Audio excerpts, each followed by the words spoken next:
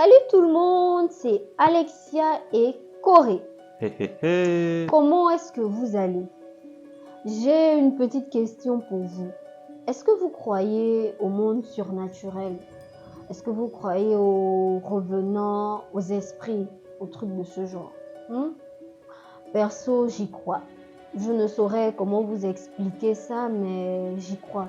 Je me dis qu'il y a un monde surnaturel. Et en tant qu'Africaine aussi, je pense que c'est assez normal. Mais bon, il y a des gens avec des esprits cartésiens qui existent. Bien sûr. Corée, tu en fais partie? Évidemment. Ok. Alors, l'histoire d'aujourd'hui nous a été racontée par un jeune homme qui a vécu un truc assez étrange, disons-le ainsi. Jusqu'à présent, il n'a pas trouvé d'explication à ce qu'il a vu. Donc, je vous invite à découvrir cette histoire tous ensemble. Avant de commencer à écouter son histoire, merci de liker la vidéo, de la commenter et de la partager massivement. C'est très important. Alors, nous allons commencer à écouter son histoire à présent. Allez, top, c'est parti!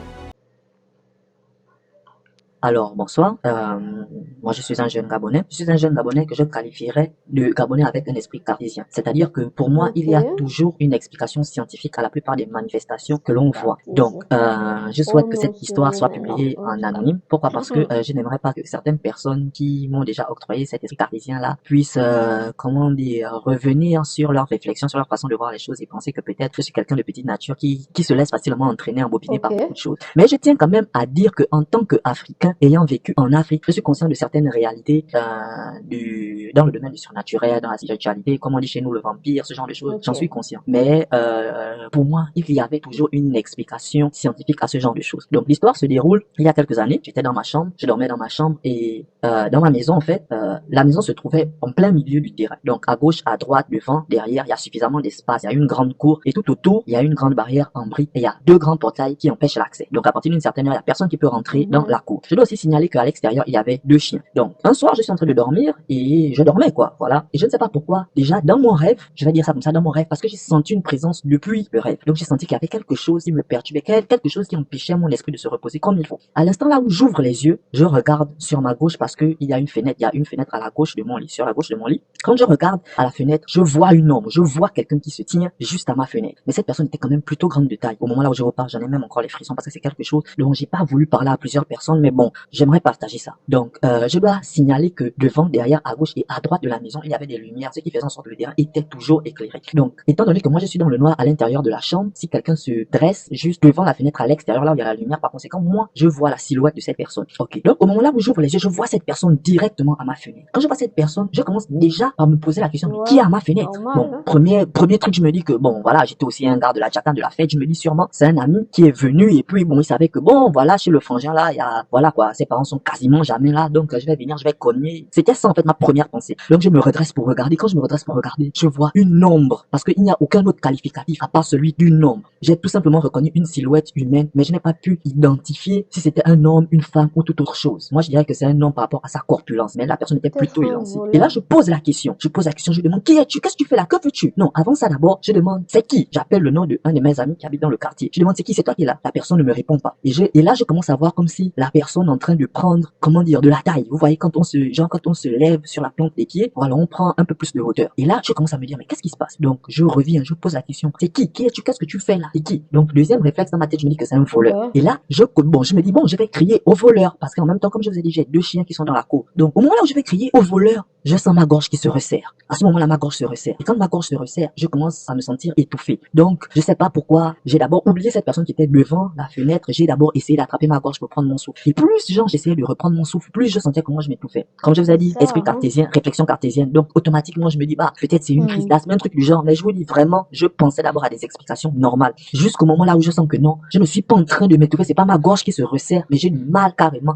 à respirer. C'est comme si la pièce était sans oxygène. Vous voyez. Et là, je sens que cette personne, la présence de cette personne se fait de plus en plus forte. C'est-à-dire que la personne commence à s'élever au point là où sa tête est quasiment au niveau de la fin de la fenêtre. Donc, la personne est à l'extérieur et la fenêtre est quand même assez haute. Mais fur et à mesure, la personne ne fait que s'élever, sa taille ne fait qu'augmenter. Donc, comme je vous ai dit, comme si elle se levait sur la plante des pieds. Et au fur et à mesure, je me rends compte que sa tête commence à être presque au sommet de la fenêtre. Et là, toujours avec le manque d'air, la difficulté à respirer, mon cœur s'emballe. Je n'ai aucune explication. Toujours l'esprit cartésien. Je sais pas ce qui me passe par la tête, je décide de me lever. Quand je me lève...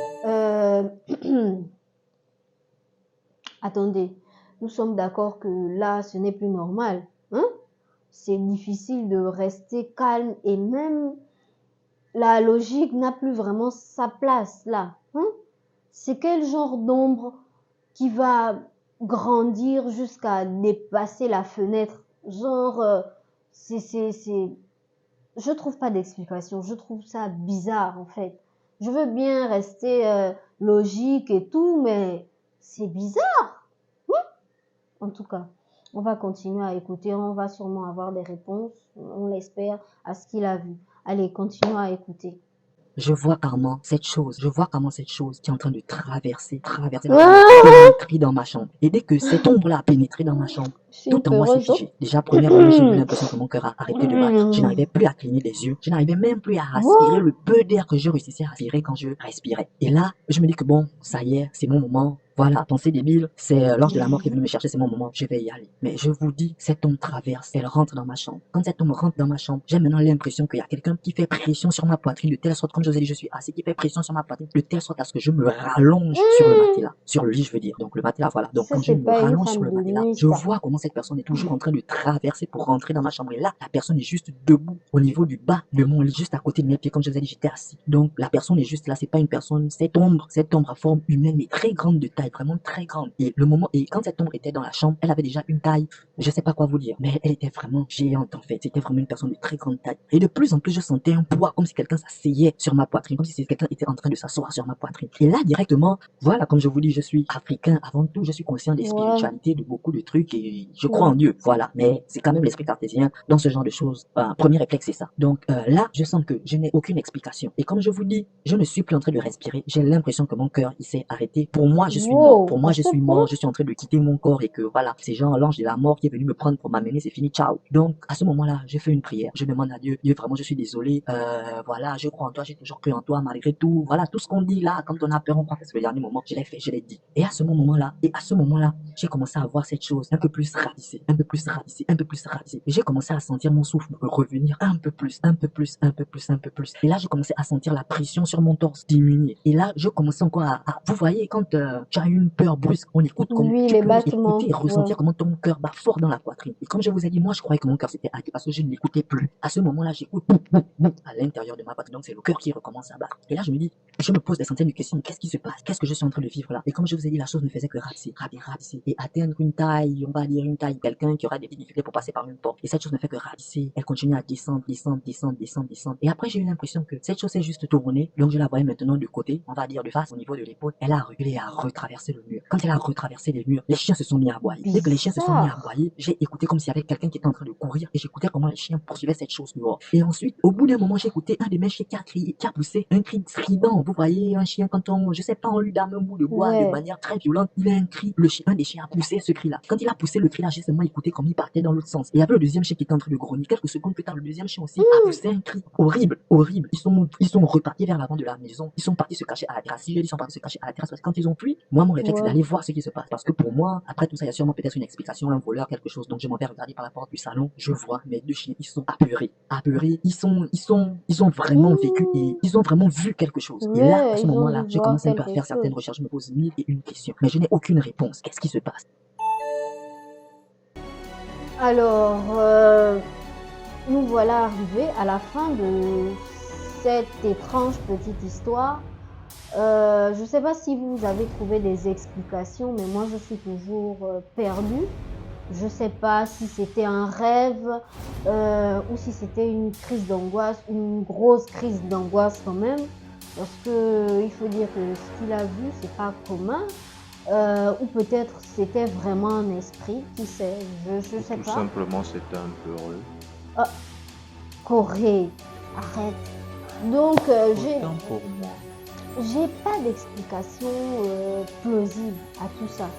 Dites-moi ce que vous en avez pensé en commentaire. Pour ceux et celles qui ont vécu des histoires de ce genre, vous êtes les bienvenus sur CFA pour venir nous expliquer tout ça. Il suffit de nous contacter sur le numéro qui s'affiche à l'écran et on se chargera de publier l'histoire sur CFA. Donc on se donne rendez-vous très prochainement pour des histoires encore plus fascinantes. Bye!